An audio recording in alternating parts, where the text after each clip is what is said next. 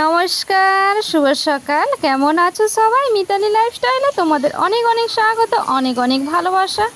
প্রতিদিনের মতো আজকেও হাজির হয়ে গেছি একটা বৃষ্টি ভেজা সকাল নিয়ে। তোমরা কিন্তু দেখতেই পাচ্ছ ঝমঝম করে বৃষ্টি হচ্ছে। আমাদের এদিকে না বৃষ্টি থামছেই না, প্রতিদিন বৃষ্টি হয়েই যাচ্ছে। তো আর তোমরা কিন্তু দেখতে পেলে ঘড়ির কাঁটায় এখন বাজে 7টা, আর এখন কিন্তু আমি উপর থেকে নেমে এসেছি। তো ঘুম ভেঙে গিয়েছিল, অনেকক্ষণই ঘুম ভেঙে গিয়েছিলো, যেহেতু বাইরে বৃষ্টি হচ্ছে আর আমার তো সমস্ত কাজবাজ বাইরেই, তো যার কারণে ভাবলাম সেই তো ভিজে ভিজে কাজবাজ করতে হবে, তো একটু দেরি করে উঠলেও কিছু যায় আসে না। আর হচ্ছে গিয়ে তবে কি বলো তো, দেরি করে উঠলেও না সমস্ত কাজবাজ কিন্তু আমার সময়ের মধ্যেই সারা হয়ে গিয়েছে। তো তোমরা পুরো ভিডিওটা দেখতে থাকো, দেখলে বুঝতে পারবে। তো এই যে মা মেয়েতে এখন না ব্রাশ করে নিচ্ছি, তো ব্রাশ করে নিচ্ছি। ওই যে আমাদের যে সানের ঘরটা, ওখানে এসে ব্রাশটা করে নিচ্ছি। ওর উপরে তো চাল তোলা আছে অ্যাজবেস্টারে, তো ওখানে বৃষ্টি পড়ছে না, ছাতা মাথায় দিয়ে এসেছি। ওখানে দাঁড়িয়ে দাঁড়িয়ে এখন ব্রাশটা করে নিয়ে মুখ ধুয়ে তারপরে কিন্তু বাড়ির ভেতরে যাব। আর আমার মেয়ে দেখো এই যে ব্রাশ করতে করতে না ও ছাতা নিয়ে চলছে। আর জানোই তো আমার মেয়ের মাছ ধরার খুব নেশা আছে। তো না ওই যেহেতু বৃষ্টি হচ্ছে ভাবছে কি কই মাছ উঠবে ও জানিতে, ওই জন্য ও চলে যাচ্ছে মাছ খুঁজতে। আরও না একটা মাছও ধরেছে, তবে ওটা আজকে না, ওটা ধরেছে গতকালকে ধরেছে, তো তোমাদের সেটা দেখানো হয় না। তো ও ধরেছে, ওর বাপিও একটা মাছ ধরেছে। তবে ওই যে আমি যেখানে ব্রাশ করছি তো ওইখানেই আছে, তোমাদের দেখাবো, তোমরা দেখতে থাকো। তো এই যে আমি বললাম তুই কোথায় যাচ্ছিস, আমাকে বলে তুমি ব্রাশ করো, আমি আসছি ছাতা নিয়ে। তো আমি তো ভিজে যাবো বাড়ির ভেতরে যখন যাবো, ওই জন্য বললো তুমি ব্রাশ করো, আমি আসছি। আর দেখতে পাচ্ছ কেমন ঝমঝম করে বৃষ্টি পড়ছে, প্রচণ্ড জোরে জোরে বৃষ্টিটা হচ্ছে। আর এই যে দেখো তোমাদের বললাম না বাপ বেটিতে মিলে মাছ ধরেছে, এই যে দেখো বাপ বেটিতে মিলে দুটো মাছ ধরেছে। আর আমার মেয়ে কি দেখাচ্ছিল বলো তো, আমার মেয়ে দেখাচ্ছিল যে ছোটোটা আমি ধরেছি আর বড়টা বাপি ধরেছে, তো এটাই দেখাচ্ছিল। আর এই যে এখন ব্রাশ করে নিয়ে যাচ্ছি মা মেয়েতে। আর আমার মেয়ে বলছিল কি আমি ভিজে যাচ্ছি, আর একটা ছাতাতে মা মেয়ে দুজনে মিলে যাচ্ছি, তো একটু তো ভিজে যাবে, তো বলছিল যে আমি ভিজে যাচ্ছি। তো তারপরে আর কি ওই ছাতা মাথায় দিয়ে চলে এলাম ভেতরে। আর যেহেতু আজকে না ঘুম থেকে উঠতে অনেকটাই দেরি হয়ে গিয়েছে, তো তাই ভাবলাম প্রথমে আগে ব্রাশ করে নিয়ে একটু চা খেয়ে নিই। তো চা না খেলে না সকালের কাজে এনার্জি জাগবে না, যার কারণে কিন্তু একটু চা করে নিচ্ছি। আগে চা খেয়ে নিয়ে তারপরে কিন্তু সমস্ত কাজবাজ করব।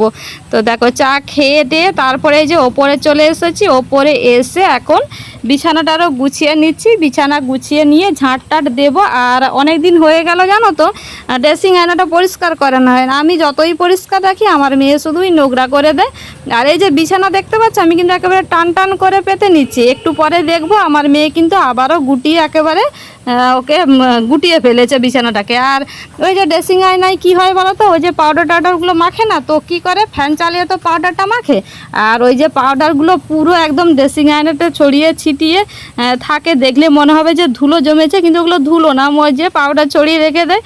তা আমি এভাবে পরিষ্কার করতে থাকি আর ও ওইভাবে কিন্তু নোংরা করতে থাকে।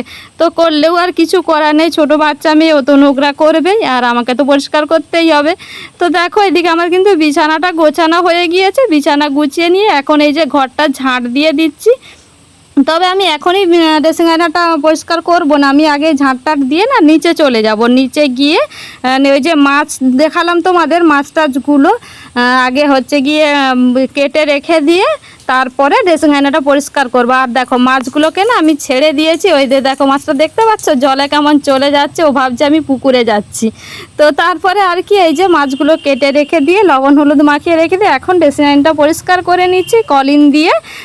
আয়নাটা পরিষ্কার করে নিচ্ছি। আর আয়নাতে না আমি তো আগে এখন টিপ পরি না, তো আগে না সবসময় শাড়ির সাথে ম্যাচিং করে করে যে টিপ পরতাম, তো ওই টিপগুলো আমি না আয়নার মধ্যে চিটিয়ে রেখে দিতাম। যার কারণে কি হয়েছে বলো তো, ওই টিপের আঠাগুলো না রয়ে গেছে, ওকে যত পরিষ্কার করা হয় তো ওগুলো না ওঠে না। তো যতটুকু ওই প্রতিবারেই ঘষা হয়, ঘষতে ঘষতে ওই উঠে যাবে আশা করি। আর দেখো এই যে তোমাদের বললাম না এগুলো দেখো ধুলো না, ও না পাউডার, দেখো পাউডার ছড়িয়ে রেখেছে যেন মনে হচ্ছে গিয়ে ধুলো। তো আমি এখন নিচটাকেও পরিষ্কার করে নিচ্ছি, পরিষ্কার করে যেখানে জিনিস কিন্তু আবার সেখানে ঠিক করে রেখে দেব। আর এই যে দেখো পরিষ্কার করে নিয়ে একটা কাগজ পেতে রেখে দিয়ে তো জিনিসগুলো ঠিকঠাক করে রেখে দিয়েছি। তবে জানি না আমি কতদিন ঠিকঠাক থাকবে, এইভাবে পরিষ্কার কতদিন থাকবে তোমাদের বলতে পারছি না। আমার মেয়ে না আবারও নোংরা করে ফেলবে, তো এদিক ওদিক করে ফেলবে জিনিসগুলোকে। তবুও এই যে গুছিয়ে রাখলাম। তো এই যে এইখানে সিঁদুর চিরুনি যেমন থাকে ওপরটা, আর এই যে এখানে গ্লাসটা আছে, গ্লাসের ভেতরে আমার তেলগুলো আর ক্লিপগুলো সমস্ত কিছু। আর আমার তো সাজগোজের জিনিস কিছুই নেই, তোমরা জানোই আমি তোমাদের সবসময় বলে থাকি আমি সেরকম কিছুই সাজগুজ করতেই পারি না, আর আমার কোনো সাজগোজের জিনিসও নেই, মেকআপের কোনো জিনিসই নেই, শুধুমাত্র একটু লিপস্টিক লাগিয়ে নেই কোথাও গেলে, এই যে আমার সাজগোজ হয়েই যায়।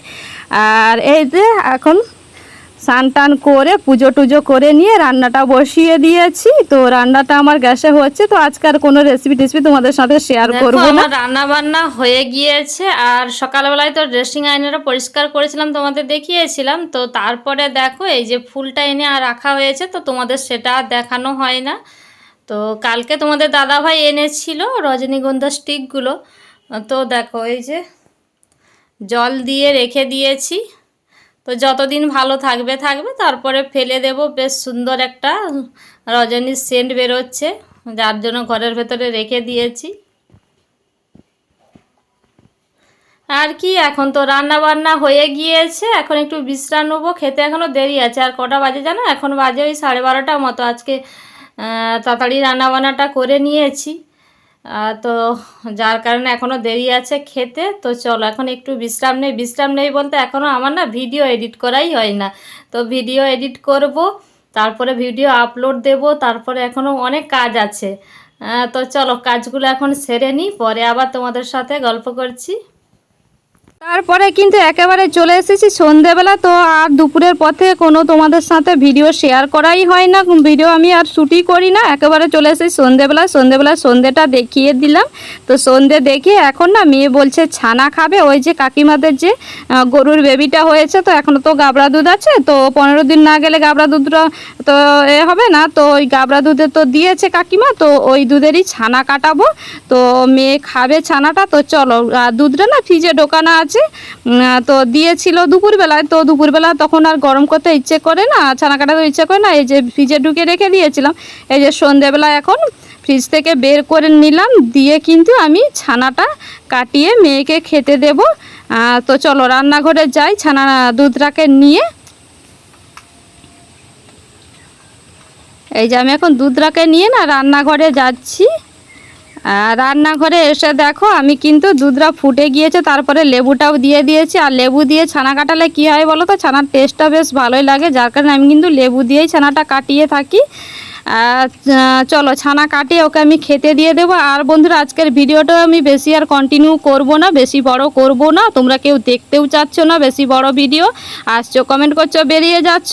তো চলো আজকের মতো ভিডিওটা এই পর্যন্তই, দেখা হচ্ছে তোমাদের সাথে নতুন একটা ব্লগে। ততক্ষণ তোমরা ভালো থেকো, সুস্থ থেকো, আজকের মতো টাটা।